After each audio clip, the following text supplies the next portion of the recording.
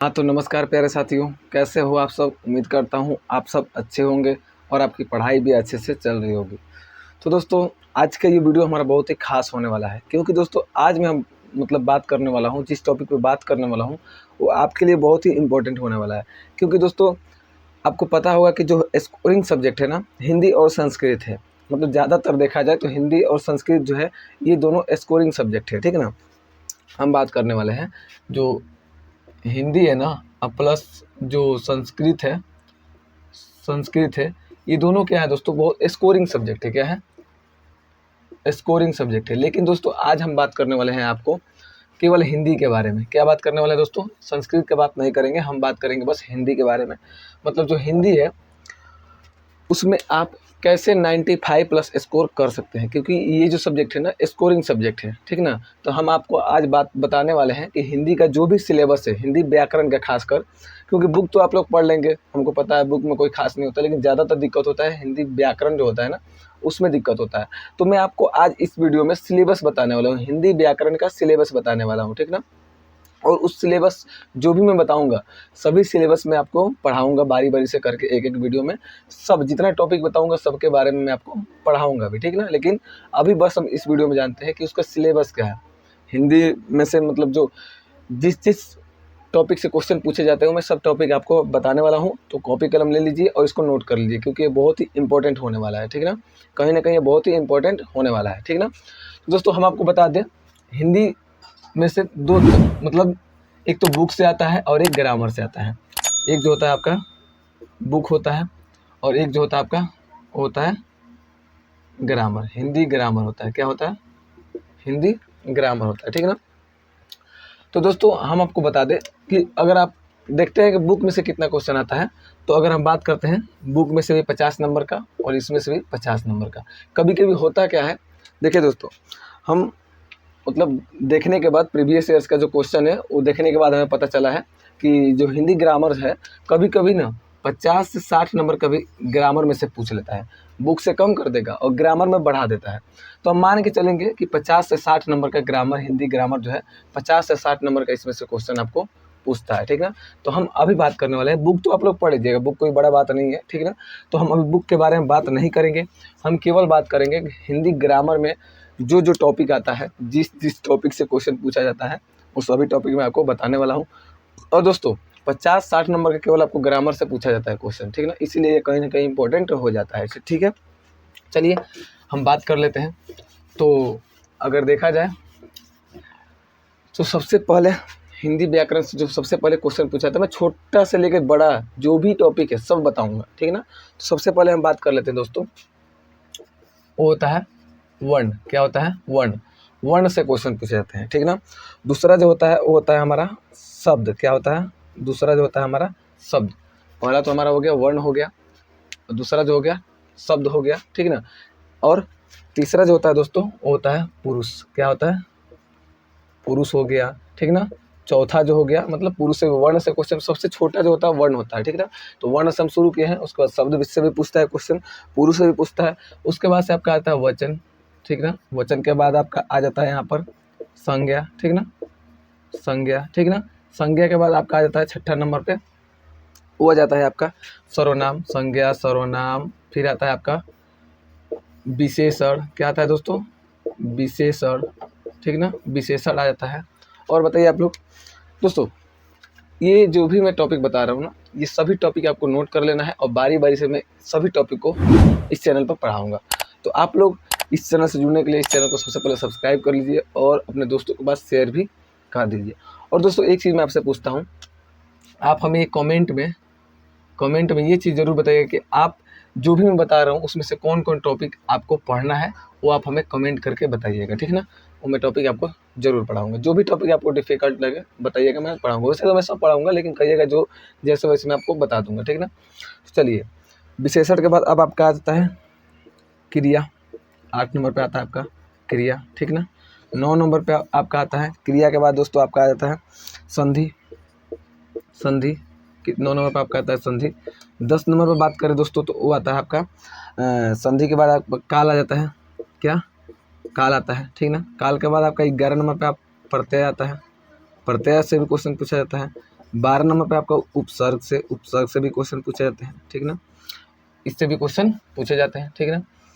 अगर बात करें अगला, तो अगला उपसर्ग प्रत्यय के बाद आपका क्वेश्चन आता है कारक से, कारक आ गया, ठीक ना। 14 नंबर पे आपका आ गया समास आ गया, क्या आ गया दोस्तों, समास आ गया। 15 नंबर पर अगर बात करें तो समास के बाद वाच्य दोस्तों, वाच्य जिसको हम लोग वॉइस बोलते हैं, इंग्लिश में क्या बोलते हैं, वॉइस, इससे भी क्वेश्चन पूछे जाते हैं, ठीक ना। उसके बाद आपका आता है दोस्तों वाक्य आता है, क्या आता है, वाक्य, ठीक ना, वाक्य से भी क्वेश्चन पूछे जाते हैं। 17 नंबर में अगर बात करें दोस्तों, तो अब आपका आता है शुद्ध शब्द, सबसे पहले आता है दोस्तों शुद्ध शब्द को छांटना, शुद्ध शब्द पूछता है इनमें से कौन शुद्ध शब्द है, ठीक ना। उसके बाद से आपका आता है शुद्ध शब्द के बाद दोस्तों आपका आता है शुद्ध वाक्य, क्या आता है, शुद्ध वाक्य, क्या आता है, शुद्ध वाक्य। शुद्ध शब्द और शुद्ध वाक्य आता है छांटने को, इसमें से कौन सा शुद्ध वाक्य है या फिर शुद्ध शब्द है, ठीक ना। उसके बाद से आता है दोस्तों मुहावरा या लोकोक्तियाँ, मुहावरे या लोकोक्तियाँ, मुहावरे भी आता है, लोकोक्तियाँ भी आता है, ठीक ना, लोकोक्तियाँ, ठीक ना, लोकोक्तियाँ, ठीक ना। 20 नंबर पे आपका आ जाता है विलोम शब्द, क्या आता है दोस्तों, विलोम शब्द, ठीक ना, 20 नंबर विलोम शब्द। और बताइए अब आपका आता है पर्यायवाची शब्द, पर्यायवाची शब्द, इससे भी क्वेश्चन पूछे जाते हैं। 22 नंबर पे आपका आ जाता है पर्यायवाची के बाद से दोस्तों पदबंध भी आता है, क्या आता है, पदबंध, ठीक ना। पदबंध के बाद दोस्तों आपका आता है 23 नंबर में आपका आता है, हाँ, अनेक शब्दों के लिए एक शब्द, अनेक शब्दों के लिए एक शब्द, ये भी इसमें से भी क्वेश्चन आता है, ठीक ना। और कोई छूट रहा है बता दीजिए जल्दी से। हाँ दोस्तों, एक चीज़ और छूटा है, वो यहाँ पे छूट गया था दोस्तों, 24 नंबर पर लिंग छूट गया था, क्या, लिंग कितने प्रकार का होता है वो छूट गया था, ठीक ना। तो दोस्तों आपको हम बता दें कि कुल 24 टोटल हमें पढ़ना होगा, 24 टॉपिक है, 24 टॉपिक हमें कुल पढ़ना होगा हिंदी व्याकरण के लिए। और ये दोस्तों केवल ऑब्जेक्टिव के लिए है, इसमें से क्वेश्चन जो है दोस्तों ऑब्जेक्टिव से क्वेश्चन पूछे जाते हैं, इस सभी में से ऑब्जेक्टिव क्वेश्चन पूछे जाते हैं, ठीक ना। तो 24 टॉपिक कुल हमें मिलाकर पढ़ना है, जो आप लोग इसका एक स्क्रीनशॉट भी ले सकते हैं और इसको कॉपी पे आप लोग नोट कर लीजिएगा, ठीक ना।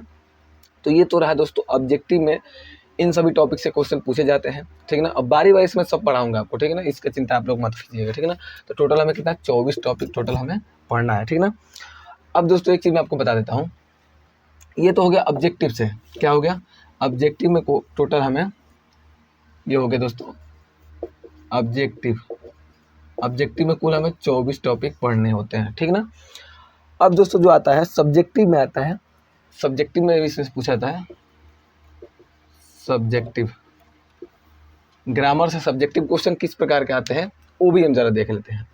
ऑब्जेक्टिव तो हमने देख लिए, इसमें से सब में से ऑब्जेक्टिव पूछता है, लेकिन हम थोड़ा जान लेते हैं कि सब्जेक्टिव में किस टाइप का क्वेश्चन पूछा जाता है, ठीक है ना।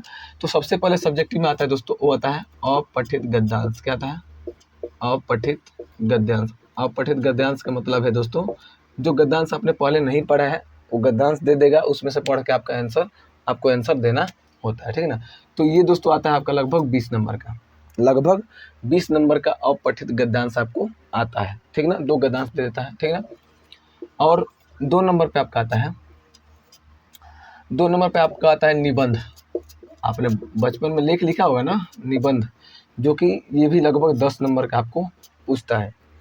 निबंध जो होता है 10 नंबर का अप्रोक्स आपको पूछता है, ठीक है ना, निबंध जो है 10 नंबर का पूछता है, ठीक है ना।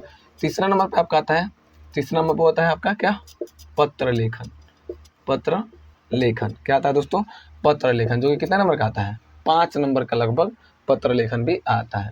टोटल देखें तो कितना हो गया दोस्तों, 10 20 30 और 5 35, यानी सब्जेक्टिव में लगभग 30 से 35 नंबर के केवल सब्जेक्टिव होता है, 30 से 35 नंबर का आपका केवल सब्जेक्टिव आता है, ठीक ना, जो कि अपठित गद्यांश होता है। इसमें तो हमको लगता है कि आपका ज़्यादा से ज़्यादा 1-2 नंबर कटेगा, ठीक ना।